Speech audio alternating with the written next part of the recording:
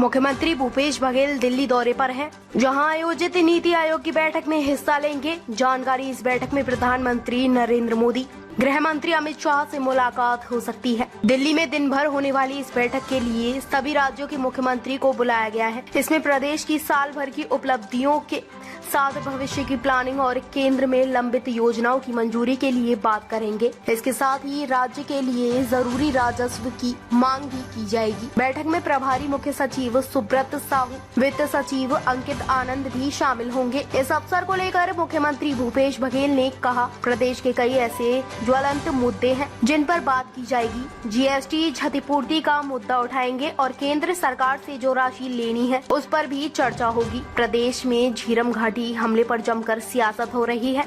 CM ने फिर 2 सवालों के जवाब बीजेपी से मांगे हैं। उन्होंने कहा कि झीरम की बरसी पर उन्होंने 2 सवाल पूछे थे, जिस पर बीजेपी का कोई जवाब नहीं आया है। पहला सवाल, क्या नक्सली नेता गणपति ने सरेंडर किया है? उस व्यक्ति का नाम क्या है? अगर सरेंडर किया है तो कहां और क्या उसे पूर्णवास नीति का लाभ दिया गया है? दूसरा सवाल, आत्मसमर्पण करने वाले गुड्सा उसेंडी का बयान क्यों नहीं लिया गया, जबकि एनआईए कोर्ट ने आदेश दिया था? आखिर किसके दबाव में एनआईए है? गणपति और गुड्सा उसेंडी नक्सलियों के पद हैं। अगर गणपति ने सरेंडर किया है तो उसका नाम उजागर होना चाहिए। वहीं अगले साल देश में लोकसभा चुनाव होने हैं। सत्ता की चाबी किसके हाथ में जाएगी, इसको लेकर अभी से राजनीतिक बयानबाजी शुरू हो गई है। इस बीच छत्तीसगढ़ के सीएम भूपेश बघेल ने बड़ा दावा किया है। सीएम बघेल ने कहा कि 2024 के लोकसभा चुनाव में यूपीए को 300 से ज्यादा सीटें आएंगी। बता दें कि 2019 के लोकसभा चुनाव में कांग्रेस को 52 सीटें मिली थी।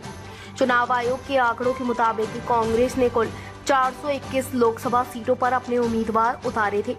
चुनाव आयोग के आंकड़ों के मुताबिक पिछले लोकसभा चुनाव में कांग्रेस को 2 सीटों पर जीत मिली थी और पार्टी को 41.50% वोट मिले थे। बीजेपी ने छत्तीसगढ़ में लोकसभा की 9 सीटों पर जीत दर्ज की थी। बीजेपी को 51.44% वोट मिले थे। राज्य में लोकसभा की कुल 11 सीटें हैं। दोनों दलों ने अभी से ही चुनावी तैयारी शुरू कर दी है और मुकाबला इन दोनों के बीच ही होगा। लोकसभा चुनाव से पहले इस साल छत्तीसगढ़ में विधानसभा चुनाव होने हैं। भूपेश बघेल के नेतृत्व में कांग्रेस की मौजूदा सरकार अपने 5 साल पूरे करने जा रही है। पार्टी का दावा है कि इस बार भी जनता उनका साथ देगी और कांग्रेस दोबारा अपनी सरकार बनाएगी। चुनाव आयोग के आंकड़ों के मुताबिक 2018 के विधानसभा चुनावों में कांग्रेस सबसे बड़ी पार्टी बनकर उभरी थी। कांग्रेस ने सभी 90 विधानसभा सीटों पर अपने उम्मीदवार उतारे थे और 68 सीटों पर जीत हासिल की थी। बीजेपी ने भी सभी 90 विधानसभा सीटों पर अपने उम्मीदवार उतारे थे और पार्टी को 15 सीटों पर ही जीत मिली थी।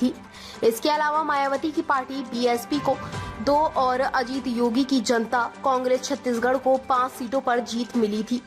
ताज़ा खबरों से जुड़े रहने के लिए हमारे चैनल को सब्सक्राइब करें और बेल आइकन को दबाना ना भूलें, ताकि हर खबर की नोटिफिकेशन आपको मिलती रहे।